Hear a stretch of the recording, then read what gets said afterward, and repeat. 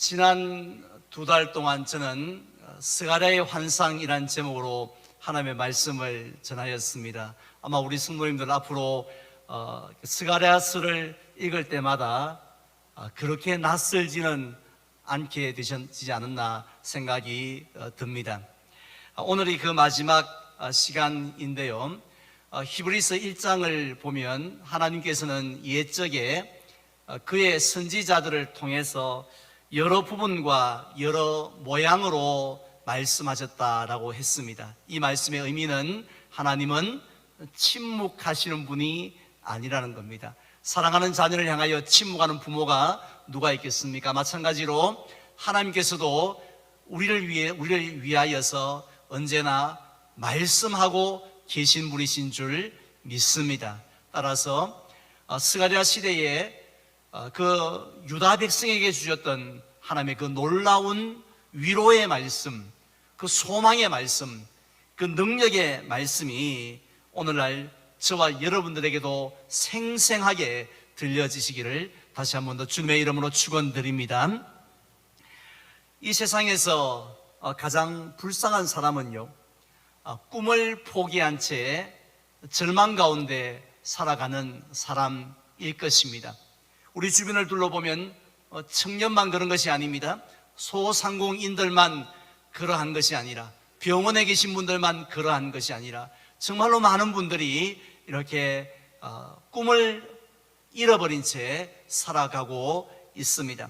그런데 스가랴 선지자 시대에 바벨론 포로에서 돌아왔던, 감격으로 돌아왔던 그 유다 백성들도 예외가 아니었습니다. 지금까지 말씀드렸던 것처럼 그들도 역시 성전 재건이라는 가슴 설레는 꿈을 포기한 채 절망 가운데 한숨만 푹푹 내쉬면서 그렇게 하루하루를 살아갔던 불쌍한 민족이었습니다. 그런데 하나님은 이러한 유다 백성을 잊지 아니하시고 기억하셨다고 했습니다. 그래서 스가랴 선지자를 통해서 모두 8개의 환상을 보여주셨는데요.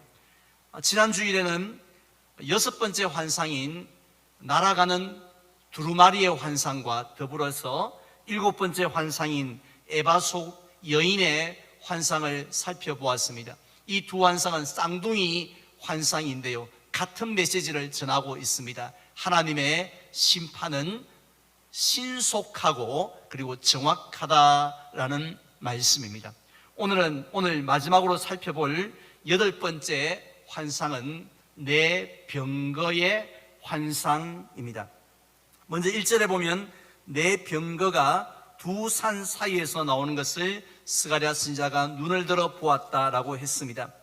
요즘은 갈수록 사용 용도가 떨어지고 있습니다만은 고대 사회에 있어서 이 수레는 여러 용도로 사용되어졌습니다. 그 중에서 전쟁용으로, 전투용으로 사용되는 수레를 가리켜서 병거라고 불렀습니다. 일반적으로 병거는 적의 공격으로부터 보호하기 위해서요, 아주 단단한 강한 철로 만들어졌고, 그리고 또 서너 마리의 아주 건장한 말이 그 수레를 끌게 되었습니다. 우리가 영화 배너에서 보신 것처럼 그 병거의 속도가 얼마나 빠릅니까? 따라서 적진을 쳐부수는데, 또 적진을 향하여 달려가는 데 있어서 이 가장 강력한 무기가 바로 이 병거였습니다. 오늘날 전차나 탱크와 해당된다고 보시면 될 것 같습니다. 따라서 이 고대 사회에서는 한 나라의 군사력이 어느 정도 되는가를 가늠하기 위해서는 그 나라의 병거가 몇 대냐, 마치 요즘 그 나라의 핵폭탄이 몇 기냐 이렇게 말하듯이 병거가 몇 대냐를 이렇게 중요하게 여겼습니다. 실제로 애굽 왕도 출애굽한 이스라엘 백성들이 홍해 앞에 갇혔다라는 소식을 들었을 때에 특별히 선발된 600대의 병거를 동원하였다라는 것을 말씀하고 있습니다.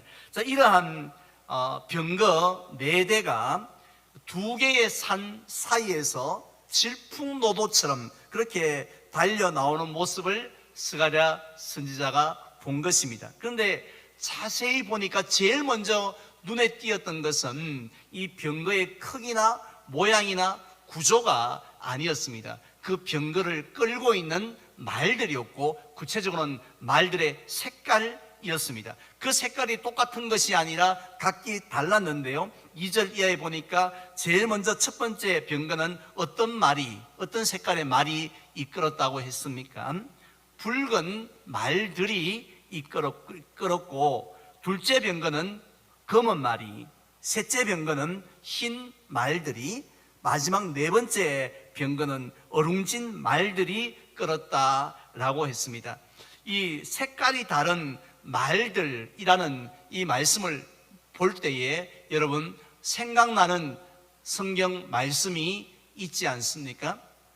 어디냐면은 요한계시록에 나오는 말씀이죠.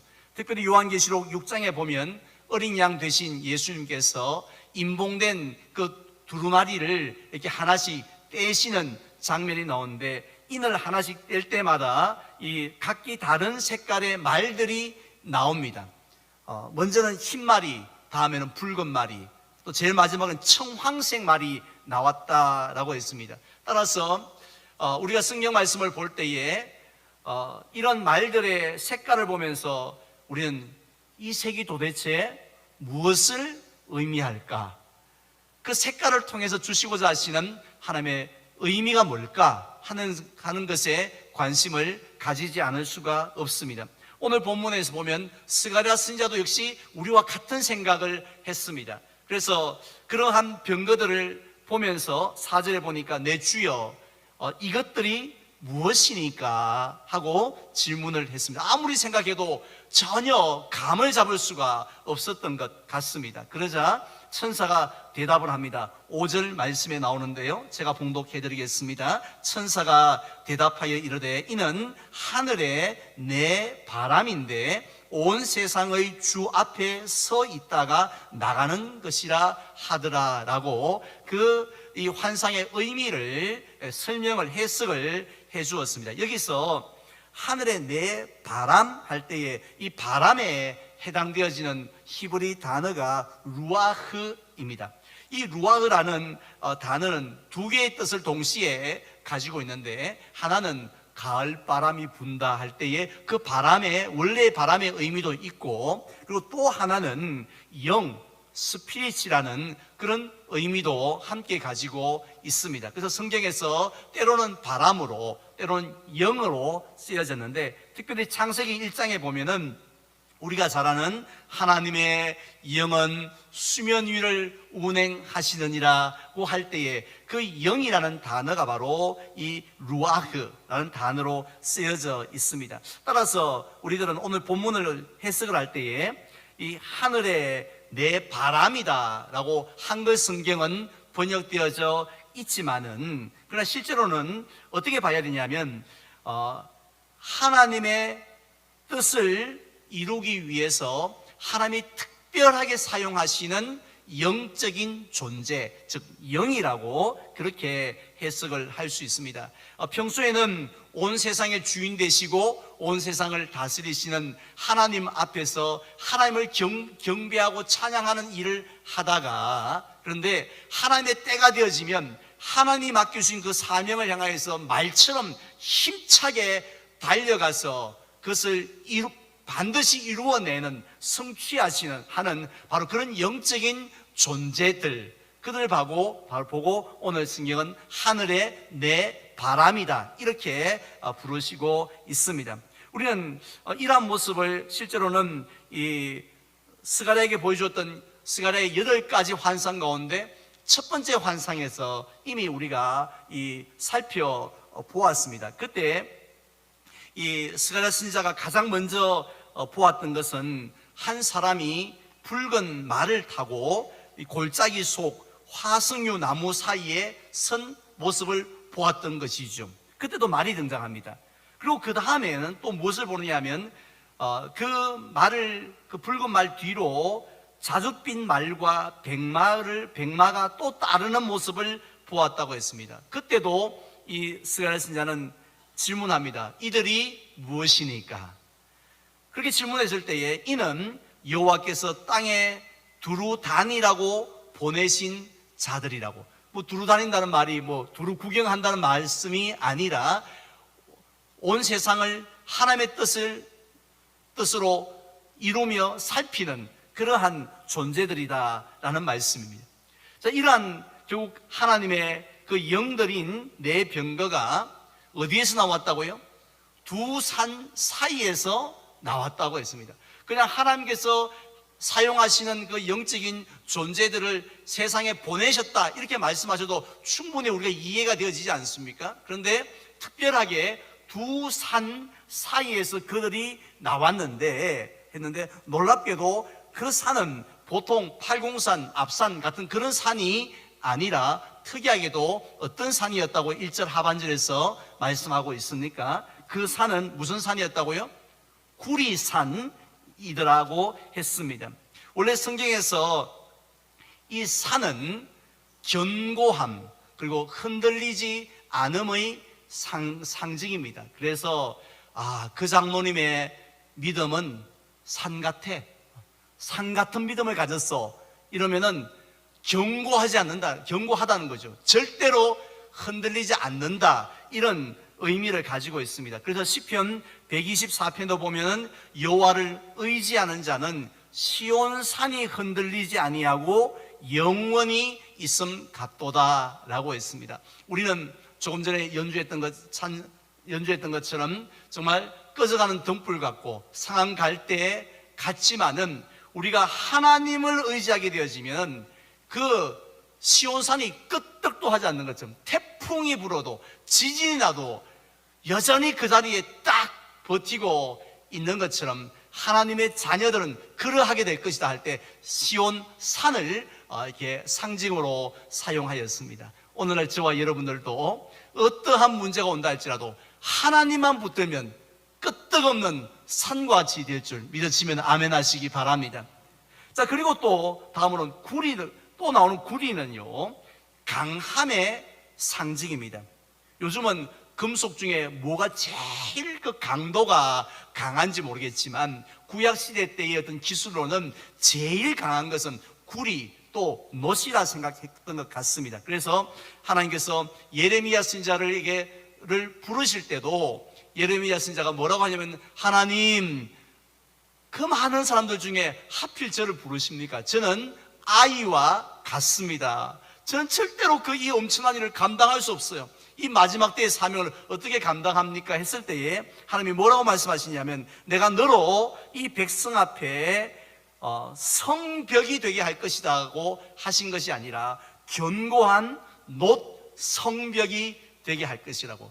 그래서 네가 하나님의 사역을 감당할 때에 수많은 사람들이 너를 흔들려 하고 너를 공격하겠지만 그러나 너는 놋 성벽이 되어져서 견고할 것이라고 그렇게 말씀을 하신 것입니다. 결국 이 네 병거가 두 산인데 두 구리산 사이에서 나왔다는 것은 결국 무엇을 의미합니까? 그 구리산은 곧 하나님의 권세를 의미합니다. 네 병거를 보낸 분이 보낸 하나님의 권세가 마치 구리산 같다는 것이죠. 구리산 같다는 말씀은 결국은 흔들리지 않는다는 것입니다. 그 어떤 세력, 그 어떤 또한 원수들의 대적들이 나타나서 교회를 무너뜨리려고 하고 기독교를 말살시키려고 하고 하나님의 이름을 역사 속에서 지워버리려고 그렇게 수많이 공격을 한다 할지라도 이제는 끝났겠지, 이번에는 끝났겠지 싶으지만 나중에 지나고 보면 여전히 하나님의 권세는 변함이 없으시다, 흔들리지 않으신다라는 것입니다. 그리고 또 이 세상의 모든 제국들 아무리 강한 강대국이라 할지라도 다 흥망성쇠가 있었습니다. 나중에 쇠할 때는요 정말 초라한 모습으로 그렇게 로마도 망하였고 그렇게 제국들이 망하였는데 하나님의 나라는 망하지 않는다는 것이죠. 하나님의 나라는 영원하다라는 것입니다. 할렐루야. 바로 그 하나님의 권세가 이렇게 대단하신데 그 하나님이 이 병거들을 보내셨다는 거예요, 세상에. 그렇다면 그 네 병거들에게 주신 구체적인 사명, 좀 뭐 하려고 그 네 병거를 보냈을까요?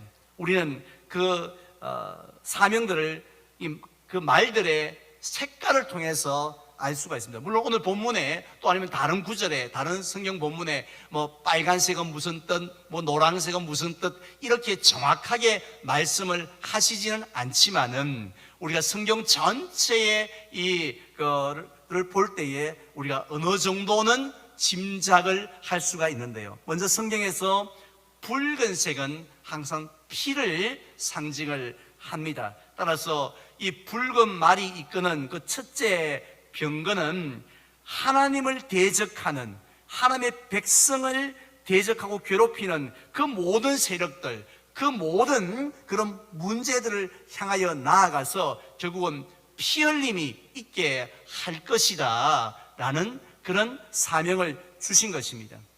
그리고 다음으로 성경에서 검은색은 죽음 또는 절망을, 깊은 절망을 상징합니다. 따라서 검은 말이 이끄는 두 번째 병거도 역시 하나님의 백성을 둘러싸고 있는 그 많은 문제들과 원수들을 죽음과 절망 속으로 몰아넣어버리는, 썰어버리는 그런 사명을 띠고 세상을 향하여 하나님이 보내셨다는 것이죠.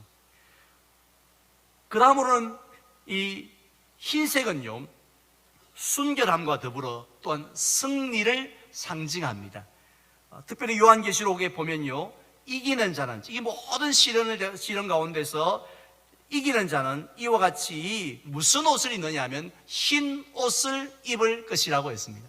부활절 때 우리 연세 많으신 어른들이 하얀 한복을 입고 교회를 오시는 이유, 또 우리 교회도 그 전통을 이어받아서 부활절 촛불 새벽 기도회 할 때에 우리 자녀들이 앞에서 이 콰이어 찬양을 섬길 때 흰색, 무조건 부활절은 전도사님 이번엔 빨간색이요 노란색이요 이렇게 묻지 않고, 묻지도 따지지 않고 흰색 티를 입고 이 자리에 서는 이유, 그것은 흰색은 승리를 상징하기 때문입니다. 따라서 이 흰 말이 이끄는 그 세 번째 병거는 원수와의 전쟁에서 최후 승리의 깃발을 꽂는 그 사명을 감당하기 위해서 세상을 향하여 가라고 하신 것입니다. 마지막 네 번째로 어룽진 말이 나오는데요, 이 어룽지다라는 단어의 뜻은 강한 우박이 떨어져서 이 땅과 또 모든 이 작물들이 얼룩덜룩해진 그런 의미를 가지고 있습니다. 따라서 이 어룽진 말이 끄는 네 번째 병거는 하나님의 원수들에게 기근의 우박, 질병의 우박, 한재의 우박, 이런 흉년의 우박을 내려서 그의 삶이 얼룩덜룩하게 만드는 그 사명을 가지고 출발하고 이렇게 나아가게 됐다는 것입니다. 결국은 이 네 병거 모두 다 누구를 위한 겁니까? 하나님의 백성들을 위해서, 하나님의 사랑하는 자녀들을 위해서 하나님이 보내신 병거들입니다. 자, 이러한 사명을 받은 병거들이 드디어 출발을 하게 되었는데요. 그런데 어느 방향으로 나아갔다고 말씀하고 있습니까? 6절 말씀 볼까요? 검은 말은 북쪽 땅으로 나가고 흰 말은 그 뒤를 따르고 어룽진 말은 남쪽으로 나가고 말씀합니다. 자기들 마음대로 가고 싶은 대로 갔던 것이 아닙니다. 이 검은 말과 흰 말은 북쪽으로, 또 어룽진 말은 남쪽으로, 또 다른 건장한 말은 또 온 땅을 향하여 나아갔다고 했습니다. 여기서 특별히 북쪽과 남쪽을 지시하고 이렇게 표시를 하고 있는데요, 이 북쪽은 바로 남유다 왕국을 멸망시키고 70년 동안 그들을 괴롭혔던 바벨론이 있는 방향이 북쪽이었습니다. 그렇다면 남쪽은 대충 아시겠죠? 오랜 역사 가운데 이스라엘을 괴롭혔던 애굽이 있는 땅이 바로 남쪽 방향이었습니다. 그런데 하나님은 이 많은 나라들 가운데 바벨론과 이 애굽만 손을 보시겠다라는 의미가 아니라 하나의 상징입니다. 결국 바벨론과 애굽은 곧 하나님을 대적하는 모든 원수들의 나라를 대표하는 존재들이라는 것이죠. 결국 하나님은 하나님의 한 명도 남기지 아니하고 하나님을 대적하고 하나님의 백성들을 힘들게 하는 그런 문제들, 그런 세력들을 친히 나가서 꺾어주시겠다라는 말씀입니다. 자, 그러자 그 결과가 어떻게 되어집니까? 마지막 8절 말씀 볼까요? 그가 내게 외쳐 말하여 이르되 북쪽으로 나간 자들이 북쪽에서 내 영을 쉬게 하였느니라 하고 말씀합니다. 우리는 이 말씀 속에서 하나님 마음이 이렇구나 하는 것을 알 수 있습니다. 사실 악한 세력들에 의해서 우리 유다 백성들이, 그래도 저와 여러분들이 고통스러운 그런 괴로운 날들을 보낼 때마다 하나님은 그 모습을 어떤 모습으로 바라보시냐면 같은 아픔으로 더 심한 고통 가운데 그 우리의 고통을 바라보신다는 겁니다. 그런데 이제는 하나님이 그 악한 세력들을 심판하심으로 이스라엘 백성들이 마음의 평안함을 누리고 시원함을 누리고 안식을 누릴 때에 비로소 하나님도 더불어서 안식하시고 기뻐하시고 평안함을 누리신다는 것입니다. 하나님이 마음을 팍 놓으실 정도로, 영이 쉼을 얻으실 정도로 하나님께서는 우리의 모든 문제를, 북쪽으로 나간 그 하나님의 사자들이 모든 문제를 다 해결해 주신다라는 말씀입니다. 결국 이 마지막 환상, 8개의 환상 가운데 결론 부분에 해당되어지지 않습니까? 마지막 이 결론 부분을 통하여서 하나님이 주시고자 하시는 그 메시지는 한 문장으로 요약할 수 있습니다. 한번 따라할까요? 다시 일어서라. 복잡한 환상을 보였습니다만은, 그렇지만 이 환상의 결론은 아주 간단합니다. 다시 일어서라 라는 말씀입니다. 하나님께서는 다른 뜻이 아니라 오직 이 한 가지, 저 악한 세력들이 유다 백성의 꿈을 빼앗아 갔습니다. 또 그들의 희망을 빼앗고 기쁨을 빼앗아 갔습니다. 하지만은 지금처럼 포기하지 말라는 것입니다. 이제 우리는 더 이상 희망이 없다고 주저앉아 있지 말라는 것입니다. 왜 그렇습니까? 하나님께서 친히 일하시기 때문에 그렇습니다. 친히 이스라엘 백성과 함께 계시고 또 친히 그들에게 더러운 옷을 벗기시고 의의 옷을 입혀주시고 친히 성령의 금기름을 공급해 주시고 친히 나가서 내게 뿔도 꺾으시고 또 내 병거를 통해서 악한 세력도 제거하여 주시기 때문에 이런 하나님이 너희와 함께 계시니까 다시 일어서라 라는 것입니다. 비록 상황은 달라진 건 하나도 없지만은 그러나 하나님을 바라보면서 다시 일어서 승리하라 라는 말씀입니다. 이 말씀을 유다 백성들이 스가랴를 통해서 들었지 않았겠습니까? 하나님이 극하시더나, 하나님이 정말 화석류 같은 우리와 함께 계신다고 합니까? 하나님이 정말 성령의 기름을 부어주신다고 하셨습니까? 하고 그들이 그 말씀을 전해 듣습니다. 그러자 놀라운 일이 일어납니다. 지금까지 16년 동안 바위처럼 꿈쩍도 하지 않고, 물속에 가라앉은 바위처럼 꿈쩍도 하지 않고 침몰해 있었던 그들이 다시 일어납니다. 그리고는 성전 공사를 재개를 하죠.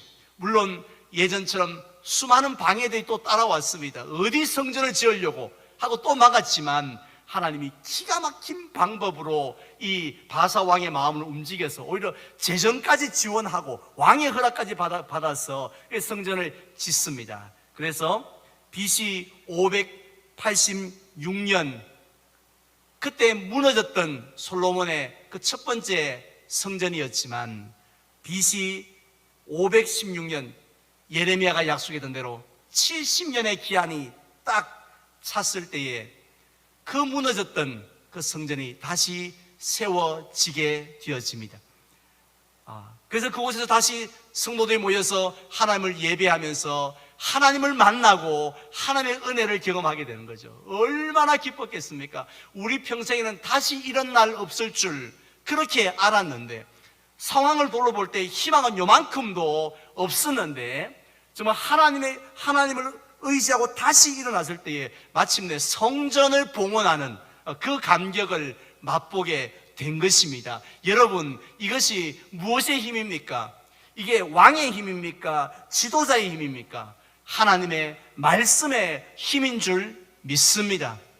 하나님의 말씀을 그들이 아멘, 지금 여러분이 아멘 하셨던 것처럼 아멘 함께 하실 줄 믿습니다, 도와줄 줄 믿습니다 하고 일어났을 때에 하나님이 내 믿음대로 될지어다 하고 역사하여 주셨던 것입니다.